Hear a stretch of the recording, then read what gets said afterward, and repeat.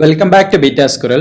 ഇനി നമുക്ക് PHPയിൽ വേരിയബിൾസ് എങ്ങനെയൊക്കെയാണ് യൂസ് ചെയ്യുന്നത് നോക്കാം. നമ്മൾ ജാവാസ്ക്രിപ്റ്റിൽ വേരിയബിൾസ് പഠിച്ചല്ലോ, അതേപോലെ തന്നെ PHPയിലെ വേരിയബിൾസ് എങ്ങനെയാണ് ഹാൻഡിൽ ചെയ്യുന്നത് നോക്കാം. ഞാൻ ഈ HTML കോഡ് ഡിലീറ്റ് ചെയ്തിട്ട് ജസ്റ്റ് PHP മാത്രമാക്കി മാറ്റുന്നുണ്ട്.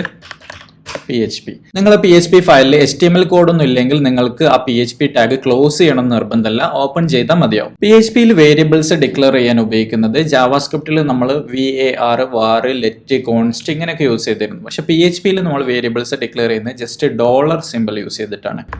Dollar name. അപ്പോൾ നമ്മൾ ഡോളർ ഇട്ടിട്ട് അതിന്റെ കൂടെ തന്നെ എന്താണ് നമ്മളെ വേരിയബിളിന്റെ പേര്, ആ പേര് അതിന്റെ കൂടെ തന്നെ കൊടുക്കും. നമ്മൾ വേരിയബിൾ സ്റ്റാർട്ട് ചെയ്യുന്ന സമയത്ത് നമ്പേഴ്സിൽ സ്റ്റാർട്ട് ചെയ്ത് നമ്മൾ ക്യാരക്ടറിൽ സ്റ്റാർട്ട് ചെയ്യണം. പിന്നെ അതേപോലെ ഒന്നുകിൽ അണ്ടർസ്കോറോ അല്ലെങ്കിൽ ഏതെങ്കിലും ആൽഫബറ്റ് വെച്ച് സ്റ്റാർട്ട് ചെയ്യാം. അപ്പോൾ ഇവിടെ നെയിം എന്ന് പറയുന്ന വേരിയബിൾ ഉണ്ടാക്കുകയാണ്. എന്നിട്ടൊരു ഈക്വൽ ടു എന്ന് പറയുന്നത് അസൈൻമെന്റ് ഓപ്പറേറ്റർ ആണ്. അതായത് ഈ വേരിയബിളിലേക്ക് ഞാനൊരു വാല്യൂ അസൈൻ ചെയ്യുകയാണ്. അപ്പോൾ സിംഗിൾ കോട്ടിലോ ഡബിൾ കോട്ടിലോ എനിക്ക് സ്ട്രിങ് ആണെങ്കിൽ അത് കൊടുക്കാം. ഞാനിവിടെ പേര് കൊടുക്കുകയാണ്.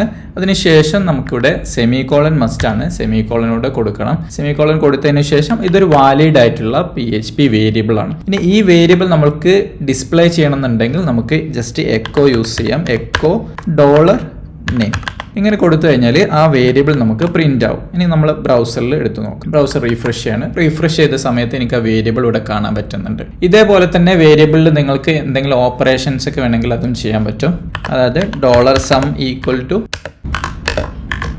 5+4. അതിനുശേഷം സമ്മ് നമുക്ക് ഡിസ്പ്ലേ ചെയ്യാം. Echo some.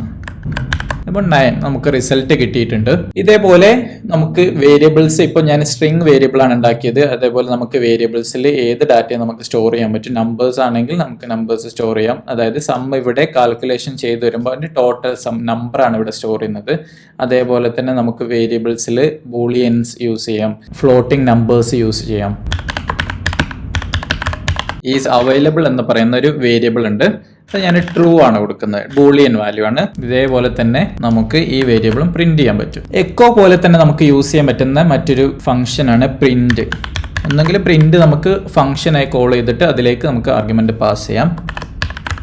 നെയിം, നമുക്ക് നെയിം അവിടെ പ്രിന്റ് ആവും. അല്ലെങ്കിൽ നമുക്ക് എക്കോ പോലെ തന്നെ സ്പേസ് ഇട്ടിട്ട് ഒരു കീവേഡ് ആയിട്ട് യൂസ് ചെയ്തിട്ടും കൊടുക്കാം, അപ്പോഴും പ്രിന്റ് ആവുന്നുണ്ട്. ഇങ്ങനെയാണ് PHPയിൽ വേരിയബിൾസ് ഡിക്ലെയർ ചെയ്യുന്നത്. ഒരു വേരിയബിൾസ് നമ്മൾ സ്റ്റാർട്ട് ചെയ്യുന്നത് ഡോളർ സിമ്പിൾ വെച്ചാണ്. ആ ഒരു വേരിയബിൾ നമ്മൾ ഉപയോഗിക്കുന്ന സമയത്തും ആ ഒരു ഡോളർ യൂസ് ചെയ്യണം. ഇവിടെ ഞാൻ ഡോളർ നെയിം എന്ന് ഡിക്ലെയർ ചെയ്തിട്ടുണ്ട്.